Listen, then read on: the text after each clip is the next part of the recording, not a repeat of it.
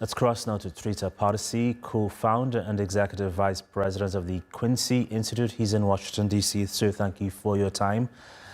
Just perusing online of what you said before, you've called this Israel's war of choice and not one it was forced into. So what do you think is the play here? If the war drags on and draws in the U.S., does Israel gain more than it, lose more than it gains? I think the Israeli plan is to drag the U.S. into the war, and I think they're very frustrated because they got very, very close to be able to do so. And Trump has apparently stepped back from the brink, although it's not entirely clear whether this is a bluff. There are many people in Tehran that worry that perhaps Trump is deliberately lowering the temperature to lull the Iranians into a false sense of security and then attack, similar to what happened exactly a week ago when he was talking about how important the upcoming meeting in Oman was going to be. And then 2 days before that meeting, the Israelis attacked Iran and took Iran completely by surprise. So it's not entirely clear how whether the Iranians believe this or not, but nevertheless, the Israeli plan from the outset has been to destroy the negotiations and drag the United States into a war.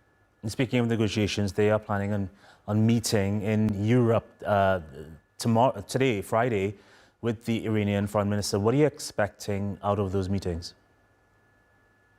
Almost nothing. Those negotiations are not the key negotiations. The Europeans do not speak for the United States, do not have the ability to deliver the United States in the negotiations, and the Iranians are not going through the Europeans to reach the U.S. They talk directly to the U.S., and the Omanis have been very efficient mediators and facilitators. However, the Europeans have the ability to trigger snapback sanctions at the UN, which then necessitates a degree of engagement between the Iranians and the Europeans. But that is, although of course impacting the larger situation, that is not in any way, shape, or form a substitute for the absolutely necessary talks, direct talks between the United States and Iran. The British Foreign Minister, David Lammy, says there's a 2 to 19-day window for these talks to provide some sort of breakthrough. You've got Donald Trump saying that he's giving this war 2 weeks before the US steps in. If 2 weeks come and go, what do you expect and nothing happens, nothing positive happens?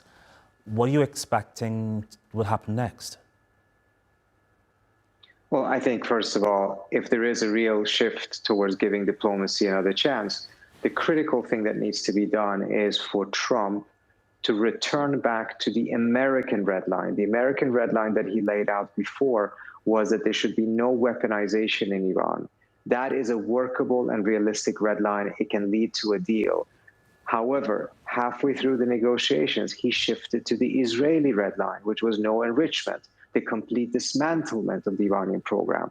It's precisely because of that shift that there is a crisis right now. So if there is a return towards diplomacy, there has to be an adjustment of those red lines back to the American red line. Otherwise, those 2 weeks will pass and there will not be a deal when we be back marching towards a war, unfortunately. Before I let you go, Trita, you've said that Israel has underestimated Iran. Now we see missiles, Iranian missiles, breach Israeli defenses. Does that change the game, you think? Are we seeing restraint or a warning shot before something much bigger happens?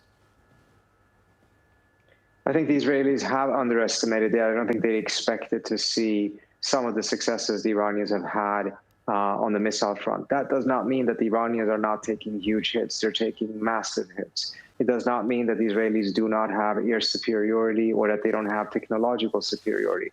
But this is a very different war from what the Israelis expected. They may have expected that this would be as easy as it is for them to bomb refugees in tents. It has clearly proven that that is not the case. The cost of this war is mounting for the Israelis. The population is also suffering from this in a way that they never suffered from Israel's bombardment of Gaza. All right, Mr. Trita Parsi of the Quincy Institute, thank you for your time. Thank you for having me.